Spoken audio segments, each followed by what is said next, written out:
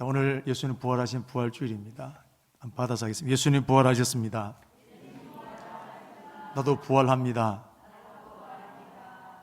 아멘. 우리의 죽었다고도 부활하지만 내 삶 속에 여러 가지 풀리지 않은 문제들 깨어진 것, 이런 부활될 줄로 믿습니다. 그걸 체험해야 부활하신 주님을 만나지 않겠습니까? 오늘 그 역사가 부활주의를 통해서 우리 가정에 충만하게 되기를 축복합니다. 여러분, 암행의사 아시죠? 조선시대에 암행의사라는 제도가 있었는데, 임금님의 특별한 명령을 받아서 지방 관리들, 이 사람들 비리나 또 뭐 부정청탁이나 여러 가지 이 잘못된 것들을 바로잡는 그 역할을 하는 사람이 암행의사입니다. 평상시에 암행의사는 고급을 옷을 입고 다닌다거나 또 좋은 승용차를 타고 다니지 않습니다. 똑같은 평민입니다. 그런데 암행의사 출두야 라고 하면 뭐 산천초목이 뜬다 그러지 않습니까? 거기 있는 관리들 한순간에 얼음으로 다 얼어버린다라고 할 만큼 암행의사는 정권을 가지고 있습니다. 그 막강한 힘이 암행의사에게 있습니다. 자, 그렇다면 여러분, 암행의사에게 제일 중요한 게 뭘까요? 그렇습니다. 마패입니다. 난 오늘 이따 너무 어떻게 할까 생각했는데 마패입니다. 아무리 능력이 있는 암행의사 할지라도 마패 없으면 어떻게 될까요? 안 믿어줍니다. 네 사기꾼이다 봅니다. 그래서 암행의사는 마패가 생명이에요. 이걸 잡고 있어야 암행의사의 능력을 나타내 보이게 되는 겁니다. 여러분, 예수님은 하나님의 아들이십니다. 아멘. 우리가 부인하든 인정하든 상관없이 예수님은 하나님의 아들이십니다. 죄에 빠져 있는 저와 여러분들을 구원하시기 위해서 이 땅에 오셨고 십자가에 돌아가셨습니다. 그 예수님의 피 때문에 오늘 저와 여러분들은 죄에서 자유하게 되었습니다. 하나님의 자녀로 신분이 변화되게 되었다는 사실입니다. 우리는 지난 주일 한 5주 동안에 이스라엘의 5가지 제사에 대해서 우리가 함께 은혜를 나눴습니다. 이런 번제, 그 다음에 소제, 화목제, 속죄제, 속건제입니다. 자, 그런데 이 5가지 제사를 볼 때 다 제물이 있습니다. 소제도 고운 가루를 뽀아서 드리는 제물이 있고, 소제를 제외한 나머지 모든 제사는 다 양이나 소나 염소를 잡아 드리는 이 제물이 있습니다. 그런데 여러분, 이 제물은 중요한 게 뭐냐? 흠이 없어야 된다. 이게 제일 중요한 겁니다. 흠이 없어야 된다. 그래서 흠 없는 이 제물의 피를 받아서 제단에 뿌리고 바르게 될 때, 그리고 제사를 드리게 될 때 죄 용서받게 되는 겁니다. 죄 용서받는다는 것은 네 죄 없다, 그냥 되는 게 아닙니다. 반드시 대가를 지불해야 되는데 내 대신 생명이 죽어야 됩니다. 그 생명의 피를 가지고 제단에 뿌리게 될 때 비로소 죄 용서받게 되는 겁니다. 피를 흘려야 죄 용서받는 겁니다. 내 대신 죽어야 죄 용서받는 것입니다. 그래서 성경에 보면 피 흘림이 없으면 사함도 없다라는 말씀이 그래서 나오게 된 말씀입니다. 그런데 이 5가지 모든 제사를 완성시킨 제사가 있습니다. 그게 바로 예수님의 십자가 제사입니다. 할렐루야.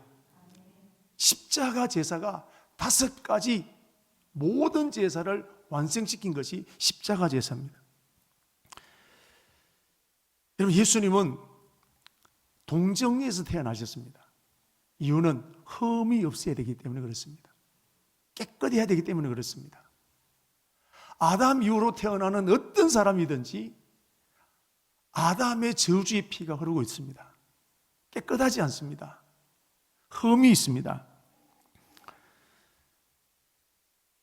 그리고 그래서 우리 예수님은 동정에 태어나셨기 때문에 흠이 없고 죄가 없으신 것입니다. 그래서 이 완전하신 예수님께서 십자가에 죽으심으로 비로소 5가지 구약의 완성된 제사가 십자가 제사라는 거예요. 소와 양과 염소는 한 번은 됩니다. 그러나 영원히 죄를 속할 수는 없습니다. 그러나 완전한 제물이신 예수님께서 십자가에 죽으셨기 때문에 그 예수님의 피 때문에 이 땅의 모든 사람들이 죄 용서받게 되어지게 되었다는 사실입니다. 그러므로 여러분, 예수님의 십자가의 사건은 우리에게 정말로 중요한 겁니다. 자, 우린 지난 시간에 살펴보았던 것처럼 번제도 마찬가지입니다. 번제는 제물의 전부를 태워드리는 것인데, 십자가를 보십시오. 예수님은 그 십자가에서 자신의 물과 피와 전부를 다 드렸습니다. 또 화목제를 보십시오. 화목제는 하나님과 원수가 되었던 우리가 하나가 되어집니다. 화목해 되어지는 겁니다. 그런데 예수께서 십자가에 죽으심으로 하나님과 원수가 되었던 우리가 화목하게 되어졌다는 것인데, 에베소서 2장 13절에서 19절 말씀을 제가 읽어보면, 이제는 전에 멀리 있던 너희가 그리스도 예수의 피로 가까워졌느니라. 그는 우리 화평이신지라 둘로 하나를 만드사 원수된 것 곧 중간에 막힌 담을 자기 육체로 허무시고, 또 법조문으로 새긴 계명의 율법을 폐하셨으니 이는 둘로 자기 안에서 한 세 사람을 화평하게 하시고, 또 십자가로 이 둘을 한 몸으로 하나님과 화목하게 하려 하심이라. 원수된 것을 십자가로 소멸하시고, 또 오셔서 먼 데 있는 너희에게 평안을 전하게 하시고 가까운 데 있는 자에게 평안을 전하셨으니 이는 그로 말미암아 둘이 성령 안에서 아버지께 나아감을 얻게 하려 함이라. 그러므로 이제부터 너희는 외인도 아니요 나그네도 아니요 성도들과 함께 동일한 시민이요 하나님의 권속이 되었다 그랬습니다. 이게 십자가입니다. 화목하게 되었습니다. 원수가 되었던 우리가, 나그네였던 우리가, 이방인이었던 오늘 우리가 예수 그리스도의 십자가로 말미암아 하나님의 권속이 되고 하나님 자녀가 되고 거룩한 백성이 되게 되었다는 것입니다. 속죄제는 어떻습니까? 양과 염소의 피로 우리가 깨끗함을 받게 되는데, 예수님의 십자가의 죽으심으로 우리의 모든 죄가 한순간에 도말되었습니다. 그가 찔림은 우리의 허물을 인하며 그가 상함은 우리의 죄악을 인함이라. 이렇게 여러분, 구약의 5가지 모든 제사가 완성된 제사가 바로 십자가 제사라는 것입니다. 이 축복이 저와 여러분에게 오게 된 것입니다. 특별히 우리가 히브리서 10장 8절에서 10절 말씀을 보시면, 하나님은 첫 번째 제사가 부족해서 두 번째 제사를 세우셨다고 그랬습니다.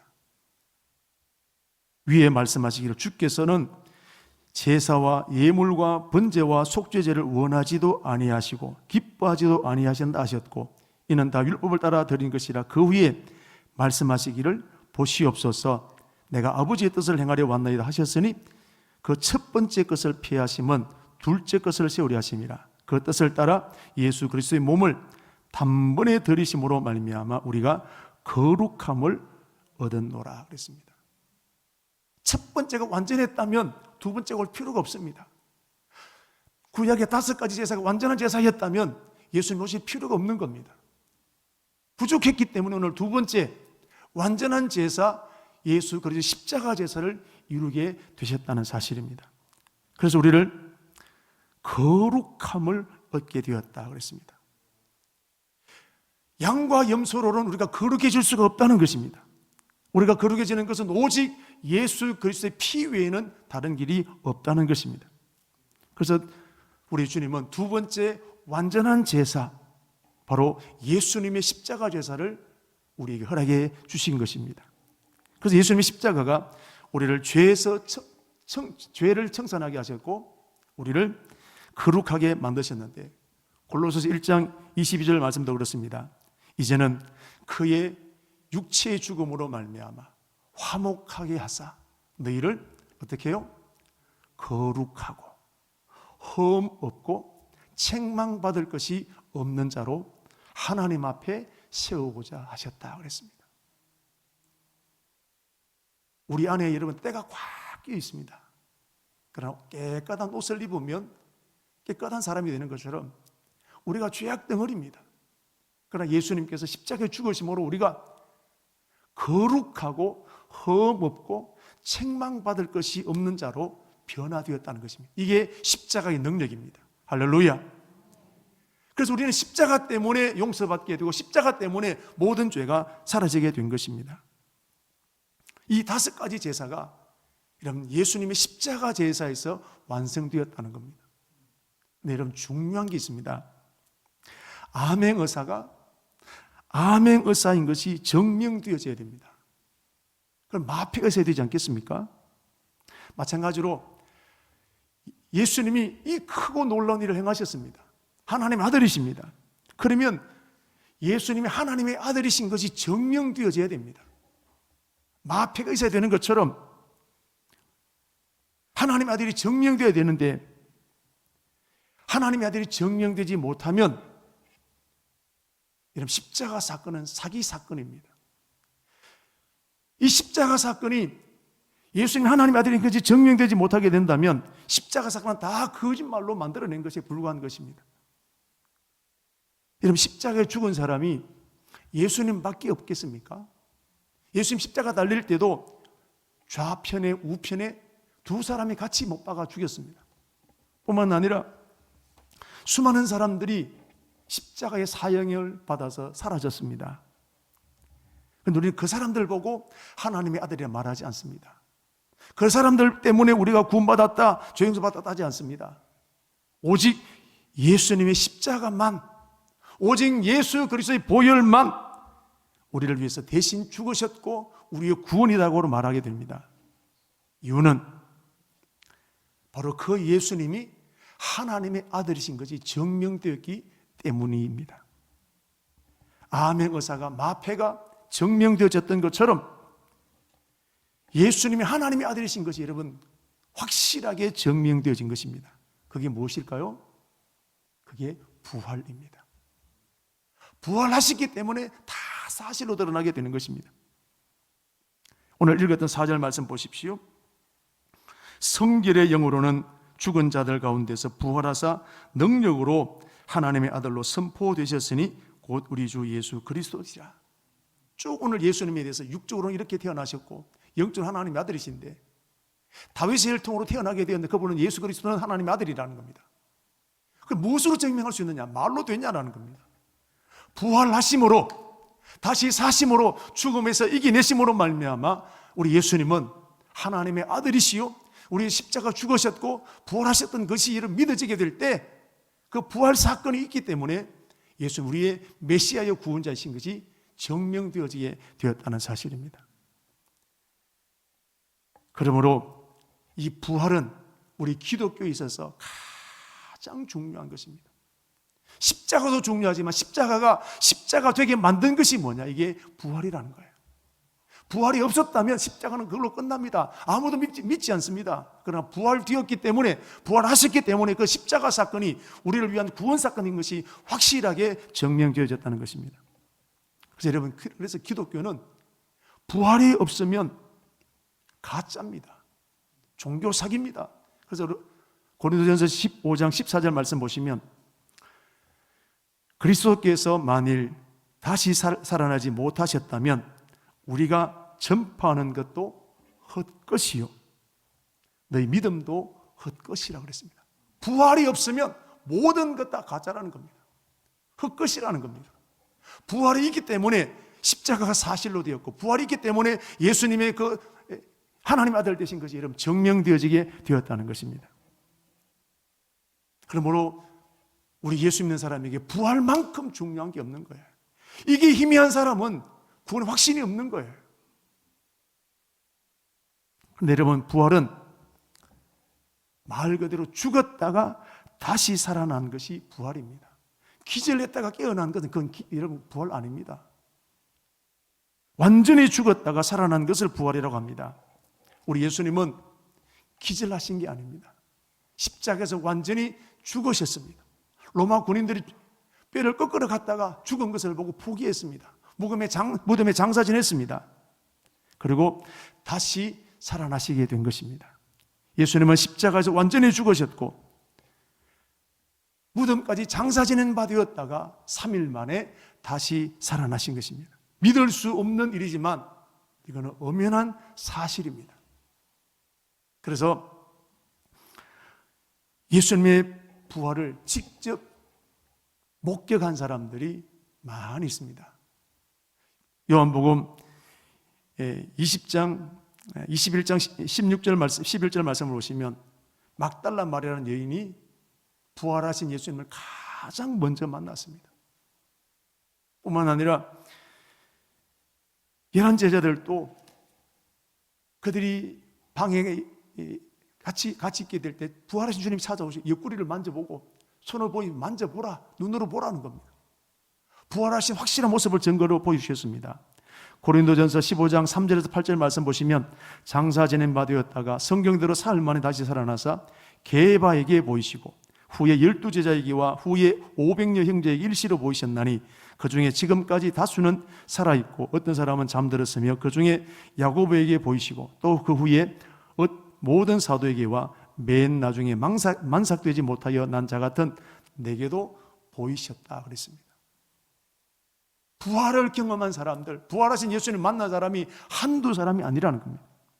그리고 특별히 사도행전 1장 3절 말씀 보시면 예수님께서 고난받으신 이후에 그들이 확실한 증거를 친히 살아계심을 나타내 보이사 40일 동안 그들에게 보이셨고 하나님의 나라의 일을 말씀하셨다 그랬습니다. 9절 말씀에도 이 말씀을 마치시고 그들이 보는데 올려져 가시니 구름이 그를 가려 보이지 않게 하더라.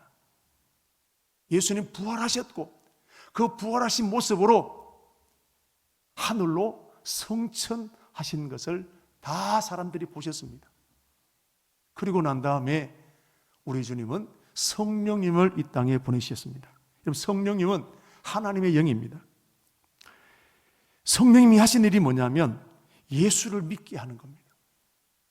성령이 하는 병 고치는 것도 중요하고 다른 일도 중요하면 성령이 하시는 가장 중요한 일은 예수 믿도록 하는 분이 성령님이 하시는 일입니다. 그래서 사도 바울을 보십시오. 예수를 핍박하고 교회를 문 닫게 만들었던 사람이 여러분 사도 바울입니다. 근데 성령이 오시니까 성령을 통해 예수님 찾아오셨습니다. 사울아 사울아 네가 왜 나를 핍박하느냐. 성령을 통해서 예수님이 찾아오신 겁니다. 저도 모태신앙으로 태어나게 되었지만 안 믿어지는 겁니다. 예수님이 어느 날 수련회 중에 예수님이 찾아오셔서 말로만 듣던 그 부활하신 그 주님이 제게 찾아오셔서 얼마나 감격하고 울고 또 울었는지. 그래서 제가 목사가 오늘 여러분 앞에 서 있게 되는 것입니다. 여러분, 성령님은 오늘도 저와 여러분에게 찾아오십니다. 오늘 예배 드리면서 오늘 그 성령님을 경험하는 축복이 있게 되기를 바랍니다. 오늘도 하나님은 예배 드릴 때 오늘 이 부활주일을 맞이한 오늘 이 아침에 막달라 마리아가 부활하신 그날 아침에 주님을 만났던 것처럼 오늘 이 예배 가운데 아직 확신이 없는 분들에게 그 주님을 만나는 은혜가 있게 되기를 축복합니다. 영적인 눈이 활짝 열려지게 되기를 주의 이름으로 축복합니다. 그 부활하신 그 주님이 정말 사실입니다 라고 고백되어지는 은혜가 오늘 저와 여러분에 있게 되기를 축복합니다.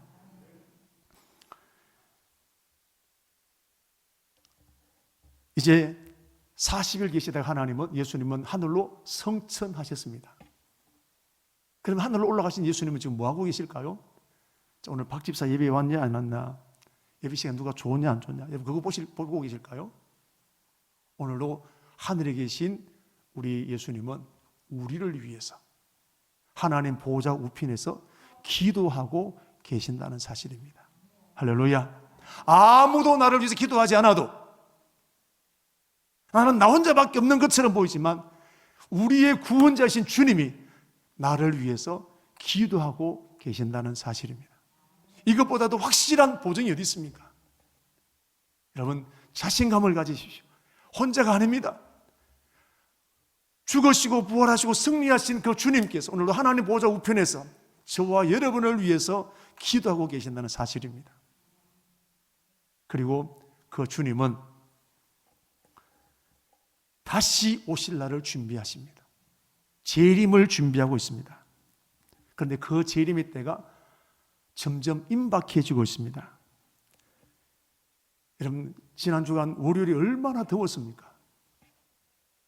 그리고 며칠 뒤에는 얼마나 추웠습니까? 이게 늘뛰기를 합니다. 지진이 얼마나 많이 일어납니까? 자연재해가 여기저기서 일어납니다.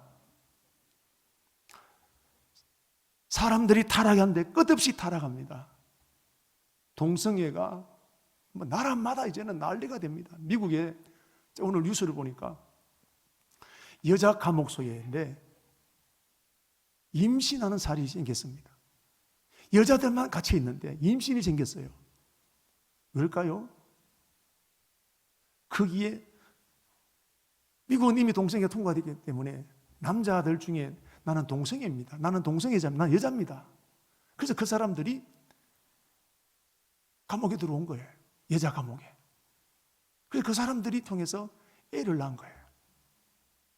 이게 지금 머지시 세계 안에서 여러분 일어나고 있는 일입니다. 지금 우리나라를 떠들썩게 만든 여러분 이 은혜 사건도 보십시오. 이게 여러분 사람이 할 짓입니까? 안에 조심하십시오. 어쩐 일이 생길지 모릅니다. 믿을 사람이 없단 말이에요. 여러분, 이렇게 재림하실 날이 임박해지고 있는데 우리 주님 그러면 다시금 이 땅에 재림하시게 될 때는 어떤 모습으로 오시게 될까요? 우리 데살로니가전서 4장 16절 17절 말씀을 보시면 주님께서 어떻게 오시는지를 설명해 주고 있는데 우리 같이 한번 읽도록 하겠습니다. 시작. 주께서 호령과 천사장의 소리와 하나님의 나팔 소리로 친히 하늘로부터 강림하시리니 그리스도 안에서 죽은 자들이 먼저 일어나고 그 후에 우리 살아남은 자들도 그들과 함께 구름 속으로 끌어올려 공중에서 주를 영접하게 하시리니 그리하여 우리가 항상 주와 함께 있으리라. 이런 다 재림하시는 주님은 호령과 천사장의 나팔 소리로 온 세계가 들을 수 있는 여러분 큰 나팔 소리가 온 지구상에 들리면서 재림하실 주님으로 오시는 겁니다. 이 땅에 처음 오셨을 때는 말꾸기에 초라하게 오셨지만 재림주로 오시게 될 때는 영광스럽게 모든 권세가 무릎 꿇을 수 있는 호령과 나팔 소리로 찾아오시게 됩니다. 그때 죽은 자들이 다 부활되는 겁니다. 이 땅의 모든 사람들이 다 부활되어져서 그 주님을 맞이하게 되는 것입니다. 고린도전서 15장 51절 54절 말씀에도 똑같은 말씀이 기록되어 있습니다. 같이 보겠습니다. 보라 내가 너희에게 비밀을 말하노니 우리가 다 잠잘 것이 아니요 마지막 나팔에 순식간에 호련히 다 변화되리니 나팔 소리가 나매 죽은 자들이 썩지 아니할 것으로 다시 살아나고 우리도 변화되리라. 이 썩을 것이 반드시 썩지 아니할 것을 입겠고 이 죽을 것이 죽지 아니함을 입으리로다. 이 썩을 것이 썩지 아니함을 입고 이 죽을 것이 죽지 아니함을 입을 때에는 사망과 삼키고 이기리라고 기록된 말씀이 이루어지리라. 자, 오늘 아멘. 보면 비밀을 말하겠다 그랬습니다. 비밀은 아는 사람만 압니다. 비밀을 말하노니 마지막 날에 다 잠잘 것이 아니요 부활된다는 겁니다. 이걸 여러분 우리만 압니다. 우리 주님 반드시 재림주로 다시 오시게 될 것입니다. 그때는 두 가지입니다. 심판의 부활받는 사람이 있는가 하면 영생의 부활받는 사람이 있습니다. 예수 믿지 않은 사람은 아무리 똑똑하고 양심이 발라도 지옥입니다. 예수의 피가 있는 사람은, 십자가 믿는 사람은 이런 영생 얻게 되는 것입니다. 오늘 이 자리에 모인 저와 여러분들 다 영생에 부활되어지는 축복이 있게 되기를 바랍니다. 예수님께서 부활하심으로 재림까지 다 연결되어지는 것입니다. 그래서 우리 기독교의 핵심은 부활인 것입니다. 그럼 이제 예수님께서 부활하심으로 가장 달라진 것이 있는데 그게 뭐냐면 예배가 달라졌습니다. 예수님께서 죽으심으로 구약의 5가지 제사를 더 이상 드리지 않아도 됩니다. 왜? 십자가 사건에서 완성하셨기 때문에 더 이상 우리는 소를 잡거나 양을 잡거나 비둘기를 잡아서 제사 드리지 않아도 됩니다. 예수의 피만 의지하면 우리 제사는, 우리 예배는 하나님 앞에 직동으로 올라가게 되는 것입니다. 그렇습니다. 그래서 우리가 히브리서 10장 19절에서 20절에 있는 말씀을 보시면 이것에 대해 분명하게 말씀해 주고 있습니다. 우리 다 같이 한번 읽도록 하겠습니다. 그러므로 형제들아 우리가 예수의 피를 힘입어 성소에 들어갈 담력을 얻었나니 그 길은 우리를 위하여 휘장 가운데로 열어놓으신 새로운 살 길이요 휘장은 곧 그의 육체니라. 아멘. 그래서 예수님 십자가에 돌아가실 때 성전의 휘장이 찢어졌다 그러지 않았습니까? 예수의 피를 힘입어 성소에 들어갈 담력을 얻었나니 그랬습니다. 예수의 피, 예수의 보혈, 그 십자가만이 우리를 예배로 인도할 수 있는 유일한 길이 되었다는 사실입니다. 그러므로 오늘 우리는 이 놀라운 축복을 받은 우리들이 이제는 어떤 예배를 드려야 되겠습니까? 우리는 구약시대 사람들보다 더 좋은 예배를 드려야 될 줄로 믿습니다. 그게 뭘까요? 이제 더 이상 소나 양을 잡지 않아도 됩니다. 그러나 더 좋은 예배를 드릴 수 있는 비결이 뭐냐? 우리의 온 마음을 실어서 내 온 정성을 다해서 예배 드리는 그 예배야말로 최고의 예배가 될 줄로 믿습니다. 그래서 요한복음 24장 23절 말씀 보시면 아버지께 참되게 예배하는 자들은 영과 진리로 예배할 때가 오나니 곧 이때라. 아버지께서는 자기에게 예배하는 자를 찾으시느니라. 하나님은 영이시니 예배하는 자가 영과 진리로 예배할지니라. 전심으로 나를 향하는 자가 나를 만날 것이라고 하셨습니다. 여러분 주일날 이런 마음으로 예배를 오십시오. 아이고 그냥 오늘 또 교회 가구나. 오늘도 우리가 주일날 교회 올 때 내가 오늘 최고의 예배를 드릴 것이다. 온 마음을 담아서 교회 오는 순간부터 그런 마음으로 오십시오. 그런데 오늘 안타까운 것은 우리 많은 사람들의 예배가 구약시대 제사만큼 정성을 들이지 않는다는 사실입니다. 습관적으로 드릴 때가 많습니다. 예배도 대충 드립니다. 오늘 설교가 기네, 오늘 찬양대 어디 틀렸네. 우리 온 마음을 실어서 하나님은 예배하기를 원하시는 겁니다. 장로님의 기도 속에, 찬송 속에 내 마음을 실어드리는 것입니다. 우리 예배 시간에 딴 생각할 때 얼마나 많습니까? 예배를 함부로 생각할 때 얼마나 많습니까? 여러분, 우리 사는 청강교회는 이제 예배가 얼마나 중요한지, 구약의 이 5가지 제사가 예수님 안에서 완성된 것을 깨달았는 우리들이 이제는 온 마음을 다하는 예배를 드려야 될 줄로 믿습니다. 이제 우리 청강교회는 예배가 살아있는 교회가 되어야 될 줄로 믿습니다. 예배에 생명을 거는, 주일에 예배 외에는 다른 어떤 것들도 포기할 수 있는 것, 예배를 위해서 다른 것을 내려놓을 수 있는 결단, 이게 예배자의 모습입니다. 시간이 남아서 예배 드리는 사람과 시간을 쪼개서 예배 드리는 사람과 예배의 질이 다르지 않겠습니까? 시간을 구분하십시오. 예물을 구분하십시오. 오늘 우리 예배에 어떻게 하면 내가 더 좋은 예배를 드릴 것인가, 어떻게 하나님 기뻐하시는 예배를 드릴 것인가, 고민하십시오. 그러면 우리 예배를 하나님이 기뻐 받으시는 예배가 될 줄로 믿습니다. 그리고 부활하신 예수님은 지금도 우리가 만날 수 있습니다. 지금도 체험할 수 있습니다. 기도하면 하나님이 역사하십니다. 땅에서 매면 하늘에서 매일 것이요 풀면 풀릴 것이라고 약속하셨습니다. 아까 우리 장로님도 기도하셨습니다만은 우리 교회의 큰 숙제 한 가지가 진입로 문제였습니다. 이것 때문에 우리 온 성도 함께 기도했는데 2020년도에 일이 일어났습니다. 땅 주인이 길을 막아버렸습니다. 우리 일교에서 넘어지셔서 또 다치기도 하고. 그래서 제가 2021년 1월 달에 여러분들 다 서명하셨는데 동네 주민들도 서명을 받아서 기장군청에 진정서를 넣었습니다. 길을 만들어 주십시오. 우리는 갈 데가 없습니다. 돌아온 답신, 토지 소유주와 원만한 합의를 통해서 해결하십시오. 된단 말입니까? 안 된단 말입니까? 말이 얼마나 좋습니까? 한마디로 안 돼. 말이 아무리 좋아도 이거 안 된다는 말이거든. 당사자들이 알아서 하는 이 말입니다. 그래서 기장 군수 면담을 신청했습니다. 군수 면담하는데 몇 개월이 걸리더라고요.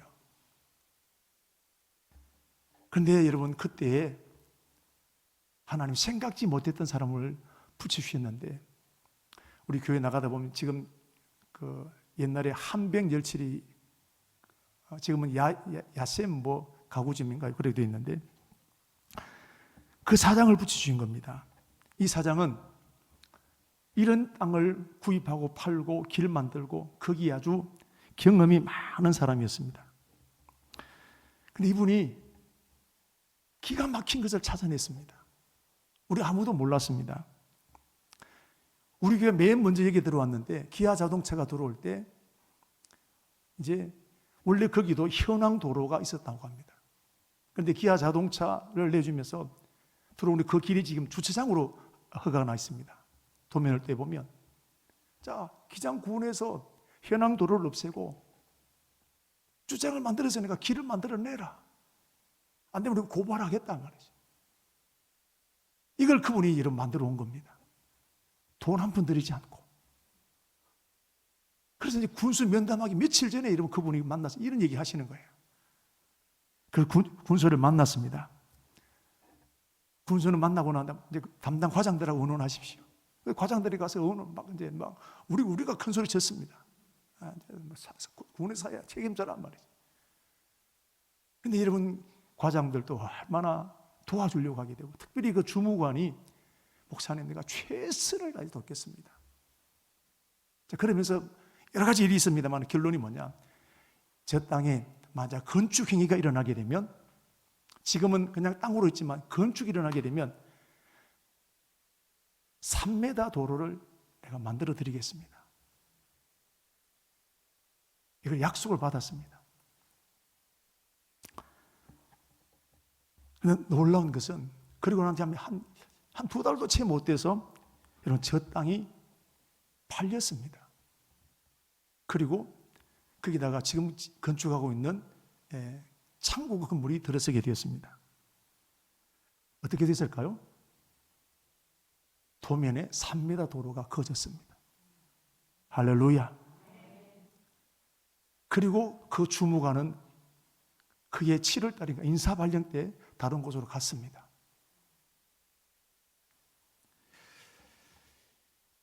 그리고 또 이제 또 문제가 생겼는데 그럼 이제 저 땅을 누구 명의로 할 것인가? 기장군에서는 우리 교회와 한백열처리와 또 우리 땅 주인과 세 사람이 공동 명의로 하십시오. 근데 처음에는 이 땅 주인도 그렇게 하겠다 해놓고 난 다음에 자기는 못 하겠다는 겁니다. 두 사람이 알아서 하든지. 우리 어쩔 수 없이 이제 우리가 그렇게 하게 되었는데 몇 개월 뒤에 그 한백열처리 사장이 전화를 해도 전화가 안 되는 겁니다. 이렇게 알아보니까 자기 땅을 팔고 다른 데 이사 가버렸어요. 남는 건 누가 남습니까? 우리 교회만 남았습니다. 그런데 저 땅을 우리가 15평 정도 되는데 땅 주인이 600만 원 받아야 되겠다. 그럼 얼마 되나요? 수학은 못해도 산수는 잘 알아야 돼요. 9천만 원인데 8천만 원 밑으로는 내가 안 팔겠다. 그래서 지금 저 땅이 펜스를 막아놓았기 때문에 제가 자꾸 민원을 넣습니다. 지금 벌금 나가게 됩니다. 좀 있으면. 자, 8천만 원인데 우리 교회 형편으로 당장 8천만 원을 만들어낸다. 감당할 수 없었습니다. 그 전에 우리는 우리 본당 리모델링, 또 화장실 또 건축하면서 또 한번 작정도 하고 그러지 않았습니까? 우리가 이 문제를 놓고 그동부터 기도했지만, 제가 이 문제를 놓고 이제 발등에 떨어진 불이지 않겠습니까? 그래서 기도하기 시작했습니다. 기도하는 중에 하나님이 믿음으로 도전하라 라는 감동을 주셨습니다. 여러분, 이 말이 얼마나 좋습니까? 근데 제 현실을 보면 우리 교회를 보니까 돈 나올 구멍이 없어요. 하나님은 믿음으로 도전하라는데 제가 보면 돈 나올 구멍이 없어.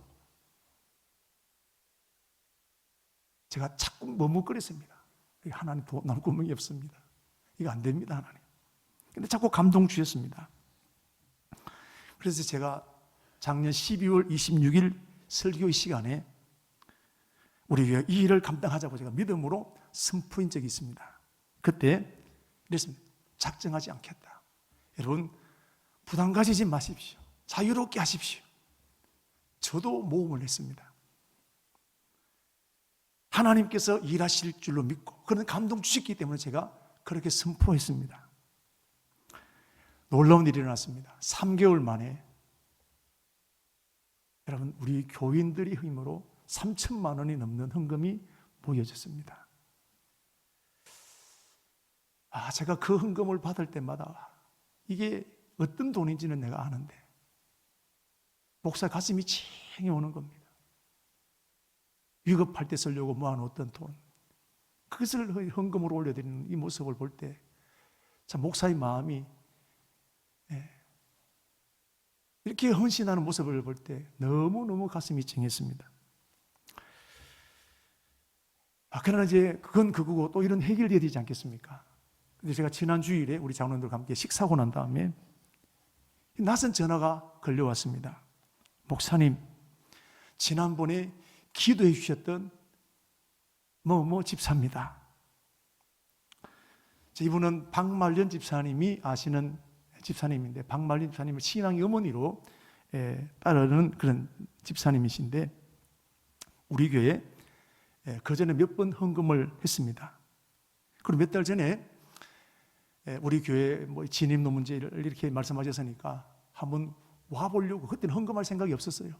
와보려고 자기 차를 몰고 와보니까 이게 차도 들어오기 힘들고, 그래서 제가 그때 오후 예배, 토요일 오후인데 본당에서 제가 기도를 해드렸습니다. 그분이 전화가 온 겁니다. 목사님, 제가 진입로를 위해서 5천만 원 헌금하겠습니다. 우리 놀라지도 않아요. 우리는 5천만 원쯤이야 뭐.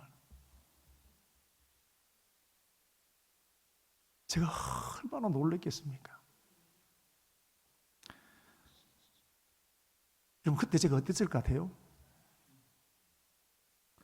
빨리 마음 바뀌기 전에 기도합시다. 내가 기도했어요, 전화상으로. 그리고 교회 오자마자 바로 통장 계좌번호 찍어 보내드리니까 조금 있으니까 띵동 5천만 원 입금되었습니다.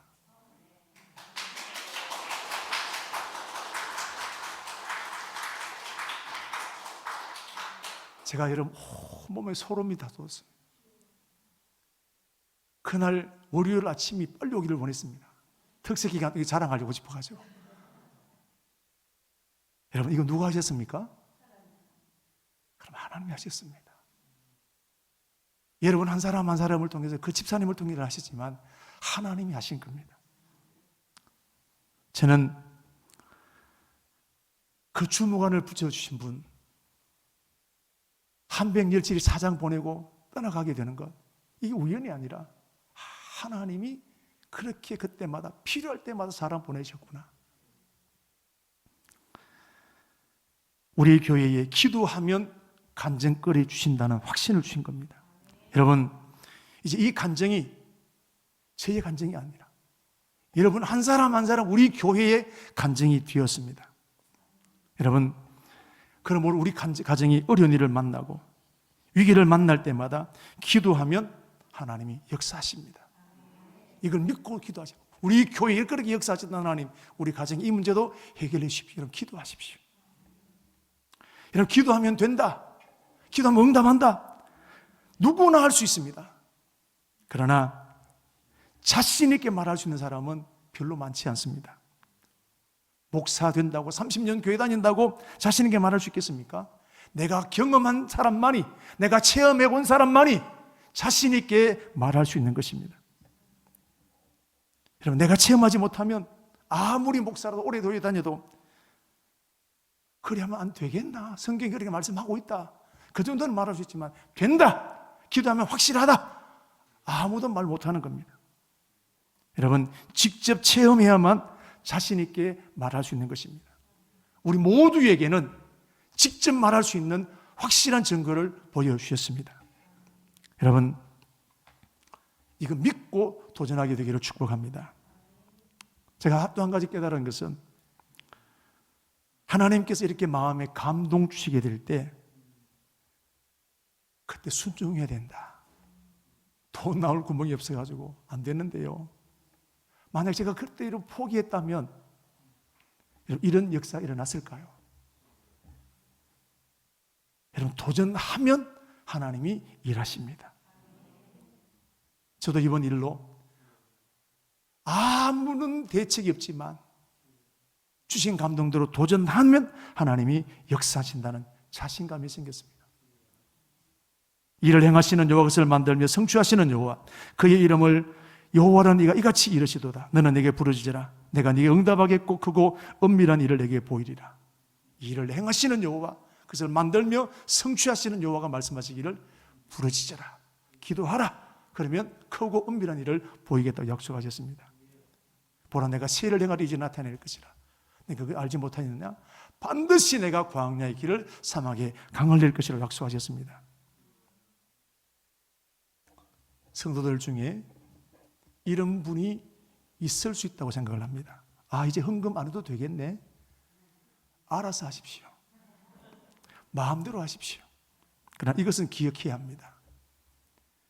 여러분 아직 헌금은 드리지 않았지만 부담이 되고 마음속에 내가 작정하신 금액은 있을 줄로 압니다. 그거 알아서 하십시오. 저는 여러분이 도전하고 싶습니다.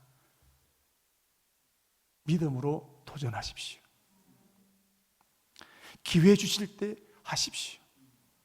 하나님께서 물질의 축복을 주실 수 있는 좋은 기회 주신 겁니다. 어떤 생편인지 모르지만 여러분이 마음속에 작정하셨으면 하십시오. 그러면 하나님의 역사를 보게 될 줄로 믿습니다. 여러분 이 역사가 지난 종려주일이 일어났습니다. 왜 하필 종려주일일까요?